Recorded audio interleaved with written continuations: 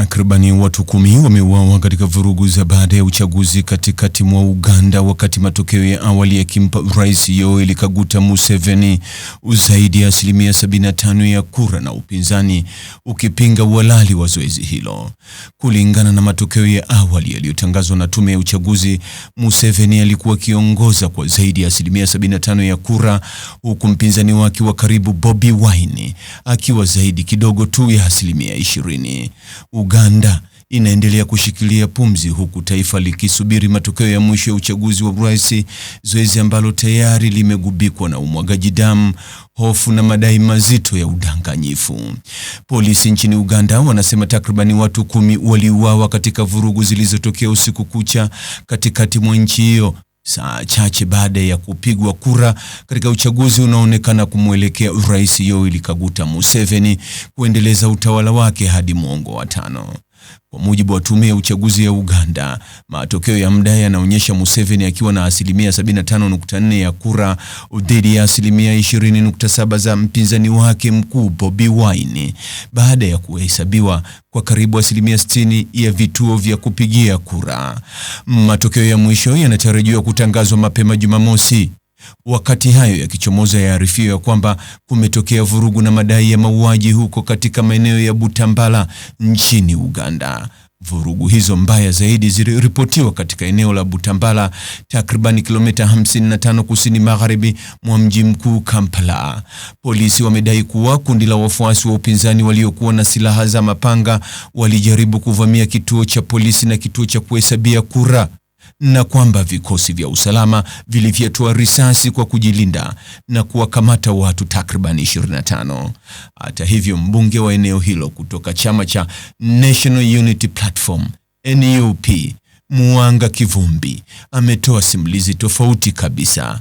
Ameliambia shirika la habari la AFP kuwa vikosi vya usalama vilivamia nyumba yake baada ya kupiga kura kukamilika, wakati mamia ya wafuasi wake walipokuwa wamekusanyika hapo. Watu 10 waliuawa ndani ya nyumba yangu, amesema. Mke wake Zahra na Mpwewo, profesa wa sheria, amesema waliouawa walikuwa ni mawakala wa kampeni waliokuwa wamejificha ndani ya gereji na kwamba risasi zilifyatuliwa kupitia mlango. Kivumbi na mkewe wanasema miili iliondolewa na vikosi vya usalama, lakini walithibitisha vifo hospitalini. Jeshi la polisi nchini Uganda kupitia msemaji wake Lydia Tumushabe limekanusha madai hayo, huku likisema kuwa ni jaribio la wahuni wa NUP kuvamia na kuchoma kituo cha kuhesabia kura na kituo cha polisi. Idadi isiyojulikana iliwekwa nje ya mapambano, amesema, akiongeza kuwa waliokamatwa wamefunguliwa mashtaka ya kuharibu mali kwa makusudi. Wakati huo huo, upinzani unasema kiongozi wao Bobi Wine aliwekwa chini ya kifungo cha nyumbani siku ya Ijumaa. Chama chake cha NUP kiliandika kwenye mtandao wa X kwamba jeshi la polisi walizingira makazi ya Robert Kyagulanyi Ssentamu na mke wake mjini Kampala. Waandishi wa habari wa AFP waliotembelea eneo hilo walisema hali ilikuwa tulivu kwa nje, ingawa gari la kijeshi na askari kadhaa wa polisi walikuwepo. Polisi wamesema hawana taarifa za kifungo cha nyumbani, wakieleza kuwa ulinzi uliwekwa kwa sababu Wine ni mtu wa maslahi ya kiusalama na mgombea. Uchaguzi huu ulifanyika chini ya kuzimwa kwa mtandao wa interneti, hatua iliyokuwa bado inaendelea hadi siku ya Ijumaa. Serikali ilisema kuzima huko kulilenga kuzuia upotoshaji wa taarifa, lakini upinzani na makundi ya haki za binadamu yanasema hatua hiyo ilirahisisha udanganyifu na kuzuia uwazi. Bobi Wine, mwenye umri wa miaka 43 na anayejitambulisha kama rais wa ghetto kutokana na asili yake ya mitaa ya mabanda ya Kampala, amedai mawakala wake walitekwa au kuzuiwa, hasa vijijini, ngome ya chama tawala, na kwamba kulikuwa na kujaza masanduku ya kura kila mahali. Madai hayo hayajaweza kuthibitishwa kwa uhuru.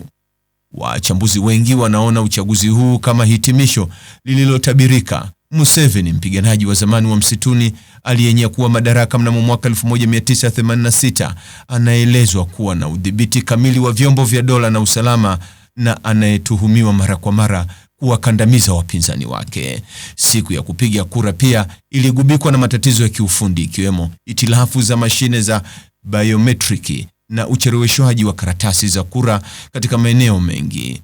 Ulinzi mkali wa polisi na jeshi ulionekana kote nchini Uganda.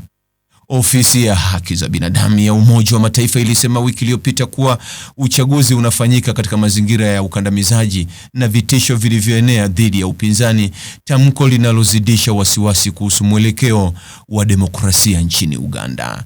Huku matokeo ya mwisho yakisubiriwa, Uganda inabaki katika hali ya sintofahamu. Je, malalamiko ya upinzani yatachunguzwa kwa uwazi?